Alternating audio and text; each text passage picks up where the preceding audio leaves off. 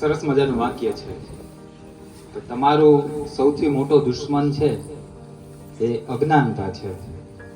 અને આ વાક્ય કોને આપ્યું છે? સાવિત્રીબાઈ ફૂલે, કે જેનો જન્મ 3 જાન્યુઆરી 1831 ના દિવસે એટલે આજના રોજ થયો.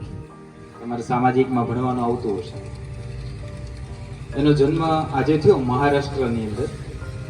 અને જન્મ થયા પછી પેલા તો આપણને ખબર જ છે કે ખાલી બોયઝની સ્કૂલ હતી, છોકરાઓની સ્કૂલ હતી, છોકરીની સ્કૂલ હતી નહીં.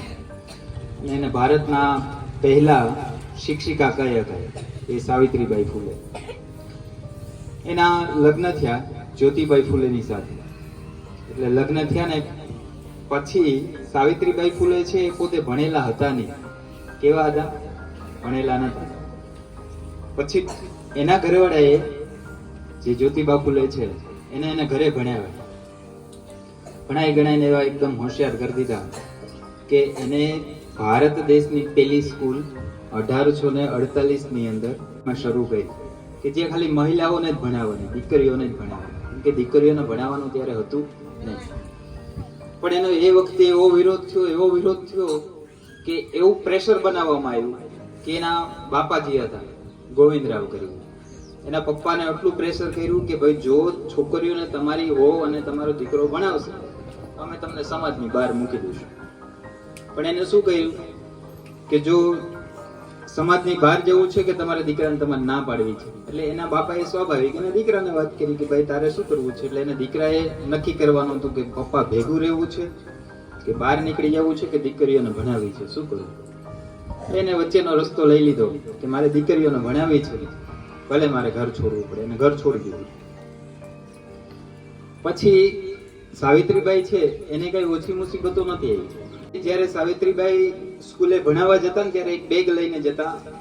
એમાં એને એક એક્સ્ટ્રા સાડી હોય. શા માટે? કે રસ્તામાં જાય ને એટલે બધા સમાજવાળા શું કરે, કીચડ લઈને એના ઉપર ફેંકે, પથ્થર ફેંકે કે તો દીકરીઓને ભણાવવા જાય છે. વિચાર કરો કે આ બેનો બેઠા છે, એક દિવસ એવું થયું હોય તો કોઈ આવે બીજા દિવસે? ના આવે ને. પણ એની પાસે એક એક્સ્ટ્રા સાડી રહેતી, એ સ્કૂલે જાય અને બીજી સાડી ચેન્જ કરી દે. રોજનું આજ થઈ ગયું. એને ખબર હતી કે હું અહીંથી નીકળીશ એટલે મારા ઉપર કચરો ફેંકાશે, પથ્થર ફેંકાશે, પણ મારે ભણાવવાનું છે, છોડવું નથી. પછી આગળ ગયા. તમને ખબર જ હશે, તમને ભણવામાં આવે છે સત્યશોધક સમાજની સ્થાપના 1873 એ બે માણસે મળી અને કરી હતી. અને પછી આગળ વિધવાઓ માટે એને ઘણું બધું કર્યું. એને એક છોકરો હતો ને, એ વિધવાનો દીકરો છે, એને એડોપ્ટ કરેલો હતો કે એને ખોળે બેસાડેલો હતો.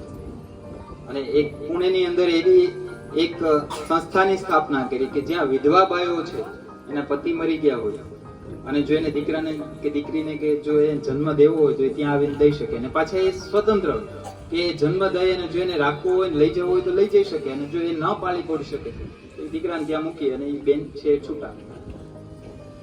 એ વખતમાં ટૂંકા એવા 4 વર્ષની અંદર એને લગભગ 14 થી 18 ની આજુબાજુ, એક્ઝેક્ટ આંકડો યાદ નથી, આટલી સ્કૂલોની એને સ્થાપના કરી દીધી.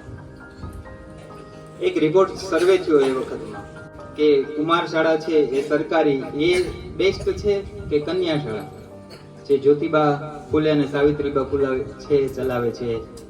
ત્યારે સર્વેમાં સામે આવ્યું કે છોકરાની કમ્પેરિઝનમાં દીકરીઓ છે એ વધારે, ત્યાં 10% વધારે, 10 ગણા વધારે એ દીકરીઓ છે એમાં એડમિશન લે છે. અને ત્યારે એ લોકોએ ઘણા વિરોધ એવો કર્યો હશે. એ લોકોની અમુકની માનસિકતા એવી હોય ને કે દીકરીઓ ના ભણી શકે. એ લોકો એવો વિરોધ કર્યો કે જો આવું ને આવું ચાલશે તો પુરુષ છે એ ક્યાં વહી જશે ને સ્ત્રીઓ છે આગળ નીકળી જશે. ઘણો બધો વિરોધ થયો. પછી 1890 ની અંદર જ્યોતિબા ફૂલે છે એનું મૃત્યુ થયું.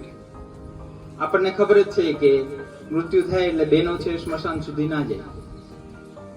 પણ એ વખતમાં એ બેને એ બધી જ સીમાઓ તોડી હતી અને પોતે એના પતિની બધી જ અંતિમ ક્રિયાઓ છે એને કરી હતી અને સમાજને એક નવી દિશા બતાવી હતી કે જે પુરુષ કરી શકે છે એ સ્ત્રી પણ કરી શકે છે.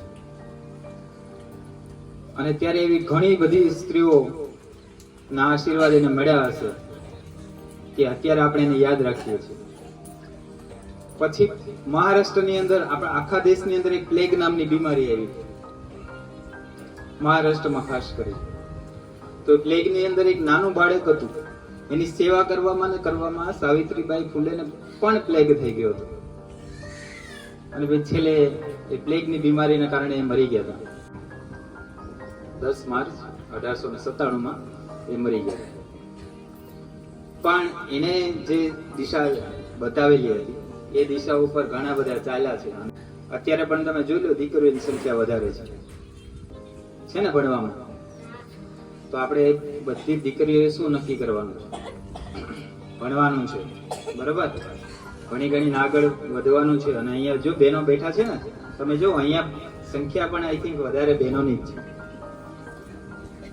એટલે આપણે એવું કરવાનું છે કે આપણે પણ ભણી ગણીને આગળ નીકળવાનું છે. આપણા ગામનું નામ રોશન કરવાનું, શાળાનું નામ, તમારા મમ્મી પપ્પાનું નામ, બધાનું નામ રોશન કરવાનું છે.